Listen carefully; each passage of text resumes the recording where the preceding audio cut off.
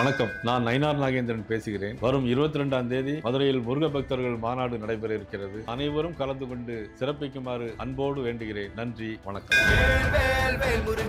Make over artist அஷ்மிதாவோட கணவர் ஸ்ரீ விஷ்ணுகுமாரை காவல்துறை அதிரடியா கைது பண்ணியிருக்காங்க. ஸ்ரீ விஷ்ணுகுமார் அவர் நண்பரோட தங்கச்சி கிட்ட தவறான முறையில மெசேஜ் அனுப்புனதா சொல்லி அவரோட நண்பர்களே அவரை ட்ராப் பண்ணி பிடிச்சு அவரை தாக்கி அவர் வாயாலேயே பல உண்மைகளை சொல்ல வச்சு அதை வீடியோ எடுத்து அதுக்கப்புறம் அந்த வீடியோவை விஷ்ணுவோட சோசியல் மீடியா அக்கௌண்ட்லயே வெளியிட்டாங்க. இது ரொம்ப பெரிய அளவுல சர்ச்சையை ஏற்படுத்துச்சு. ஆனா ஸ்ரீ விஷ்ணு அவரோட தரப்புல இருந்து போலீஸ்ல புகார் கொடுக்கும்போது அவங்க என்ன இப்படி பேச சொல்லி மிரட்டினாங்க, உயிருக்கு பயந்துதான் அப்படி பேசினேன், மேலும் என்கிட்ட கோடிக்கணக்கில் பணம் கேட்டு மிரட்டினாங்கன்னு சொல்லி குற்றம் சாட்டி இருந்தாரு. விஷ்ணுவோட குற்றச்சாட்டை தொடர்ந்து அதுல சம்பந்தப்பட்டவங்க விஷ்ணுவோட குற்றச்சாட்டுகளை மறுத்தாங்க. விஷ்ணுவை வீட்டுக்கு அனுப்பிச்சதே நான் தான், விஷ்ணுவோட வைஃபை கூப்பிட்டு பேசினதே நான் தான், யாருமே அவனை ஹர்ட் பண்ணி மெரிட்லா அப்படின்லாம் எதுவுமே இல்ல. இந்த ஒரு சூழல்ல விஷ்ணு ரீசெண்டா ஒரு இன்டர்வியூ கொடுத்திருந்தாரு. அதுல அவருடைய மனைவி அஷ்மிதாவை பத்தி பல விஷயங்களை பேசியிருந்தாரு. அதுல அவர் என்ன சொல்லியிருந்தாருன்னா, அஷ்மிதா பி கிரேட் படங்கள் பண்ணிட்டு இருந்த ஒரு நடிகை, அப்போ நிறைய அட்ஜஸ்ட்மெண்ட்லாம் கூட பண்ணியிருக்காங்க. இந்த விஷயம் எல்லாம் எனக்கு தெரியும், நான் தான் அதெல்லாம் வேணாம்னு சொல்லி இவங்களுக்கு பண உதவிகளை செஞ்சேன். நான் ஃப்ரெண்டோட சிஸ்டருக்கு மெசேஜ் அனுப்புனது உண்மைதான். நான் அஷ்மிதாக்கு துரோகம்லாம் பண்ணல.